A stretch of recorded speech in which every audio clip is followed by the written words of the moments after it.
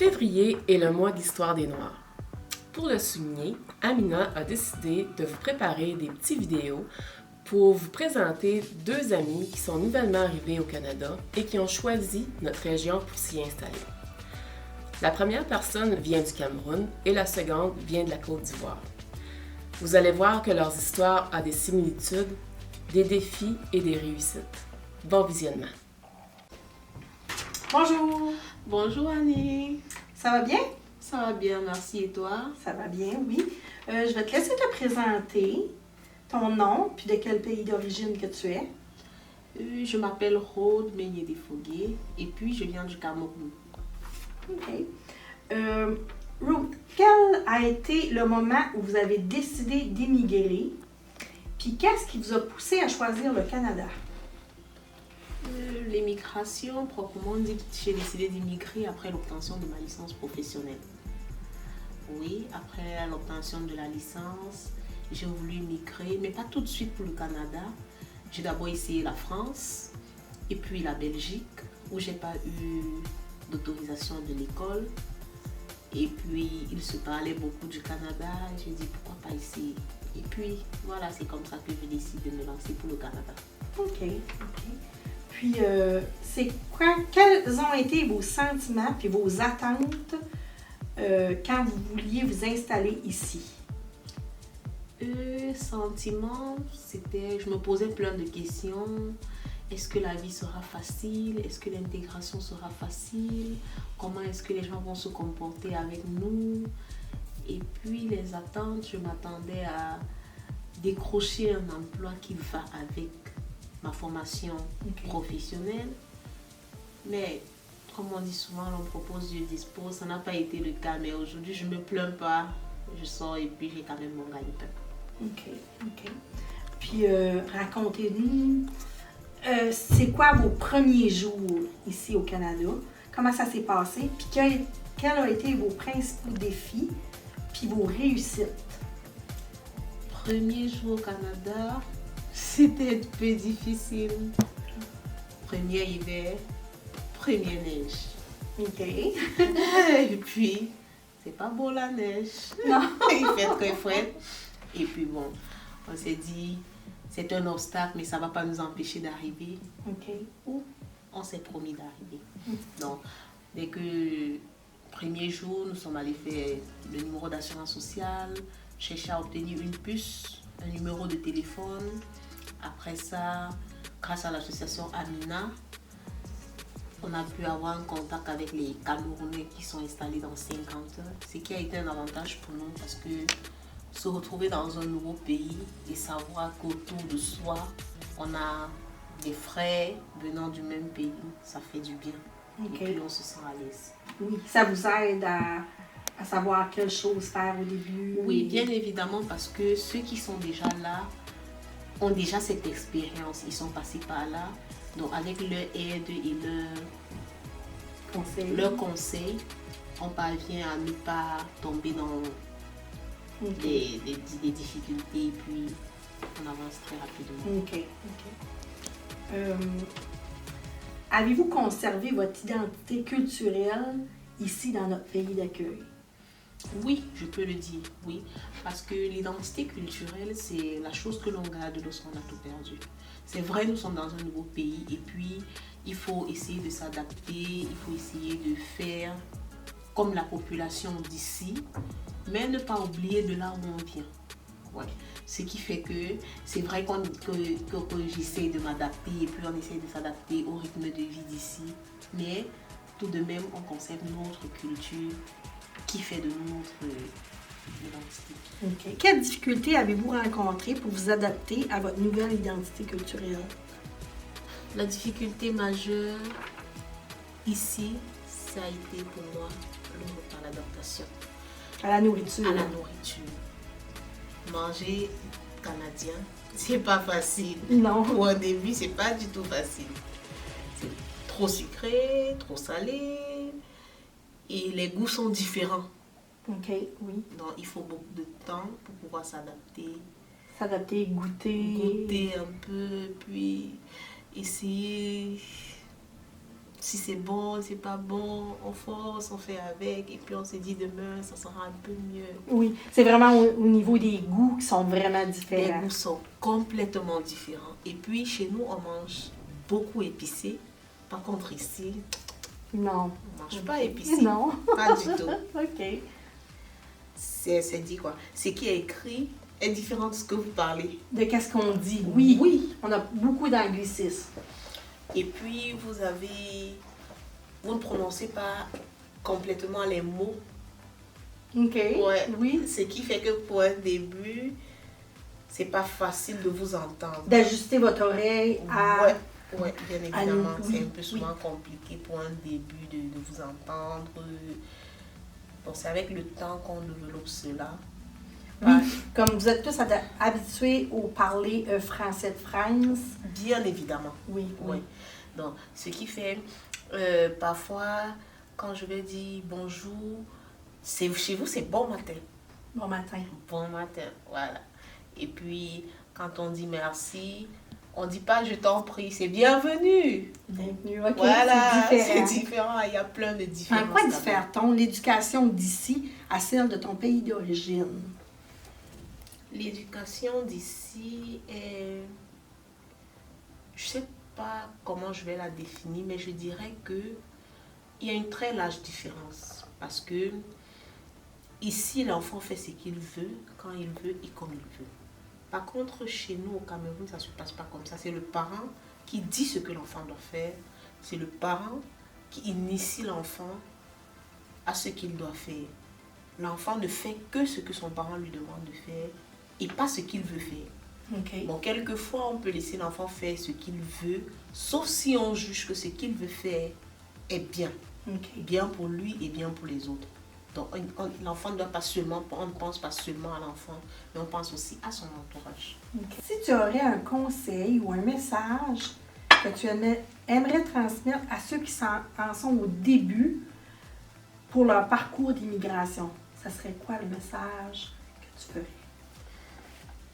À tous ceux qui sont à leur début de parcours d'immigration, je leur dirais patience, patience, beaucoup de patience et surtout être vrai. Parce que quand on est en procédure de voyage, toute déclaration que nous faisons est vérifiée jusqu'à la source. Donc, si nous faisons une déclaration aujourd'hui et que nous ne la prouvons pas, ça pourrait être un frein à notre procédure de voyage. Parce que lorsqu'on découvre que c'est du faux, automatiquement vous avez un refus. Ok. Ouais.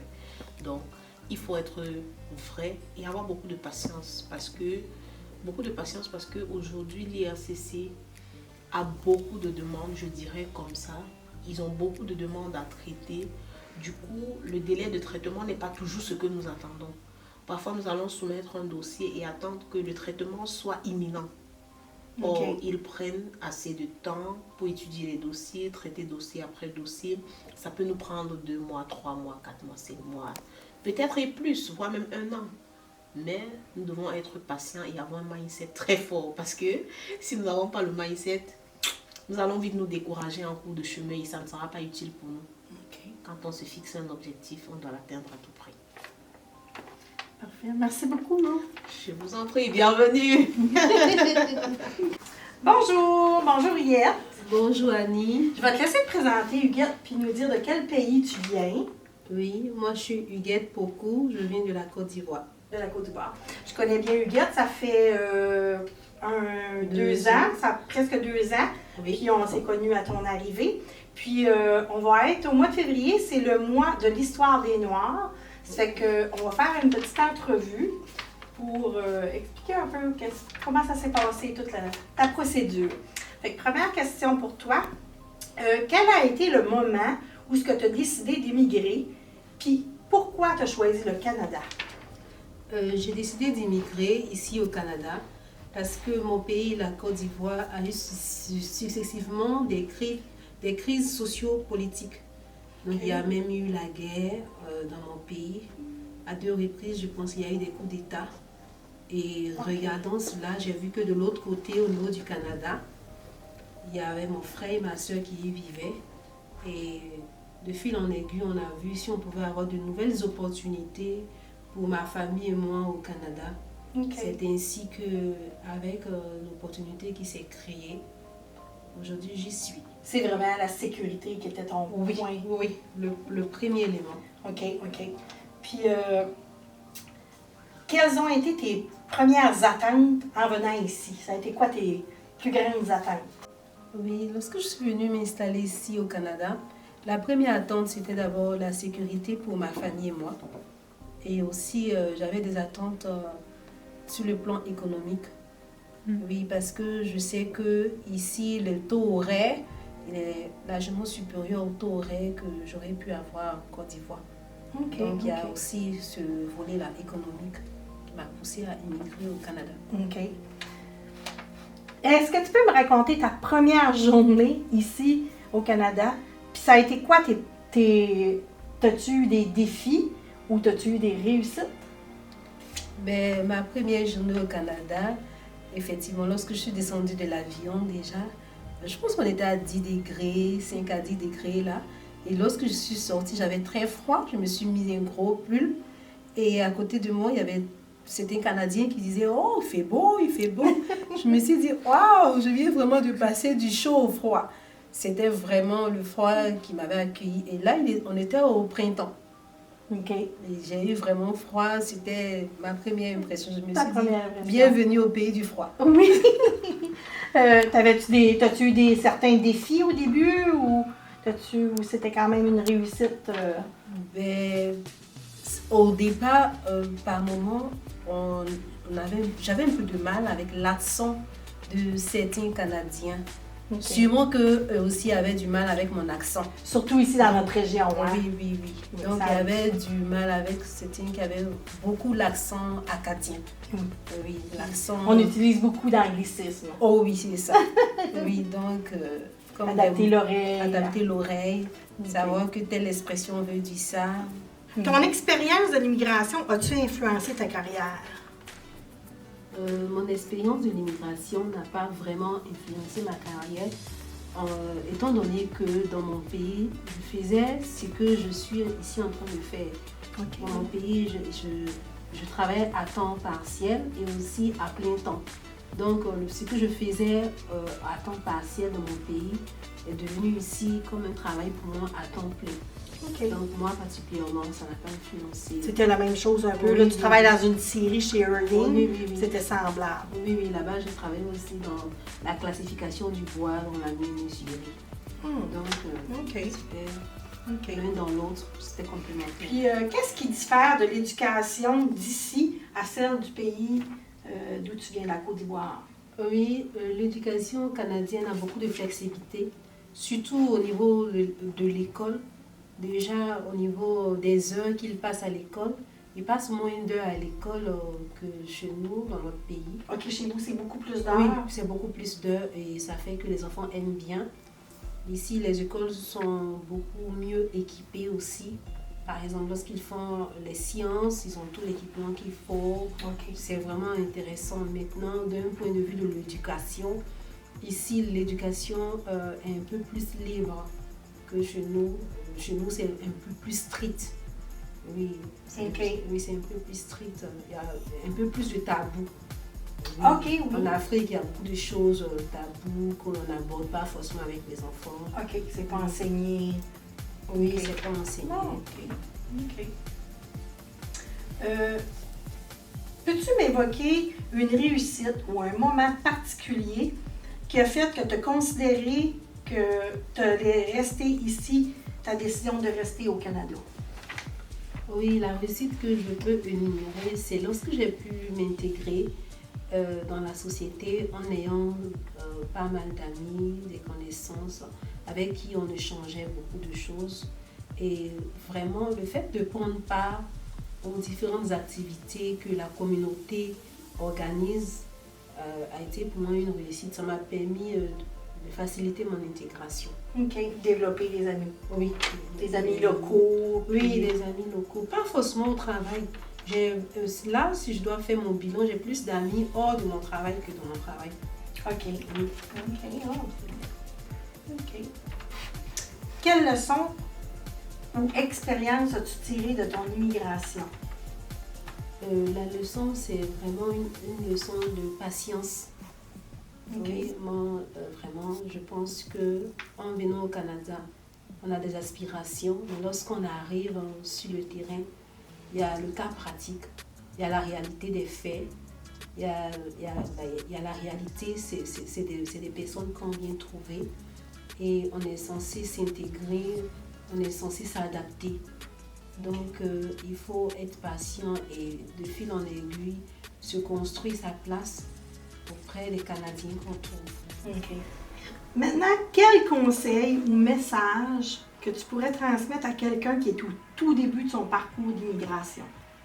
Oui, je pourrais dire à la personne de s'armer de beaucoup de patience parce que le processus d'immigration, c'est un processus qui se fait étape par étape. Tu ne peux pas arriver quelque part et avoir ton travail de rêve, ta vie de rêve, ta maison de rêve. C'est des choses que tu vas construire au fil du temps.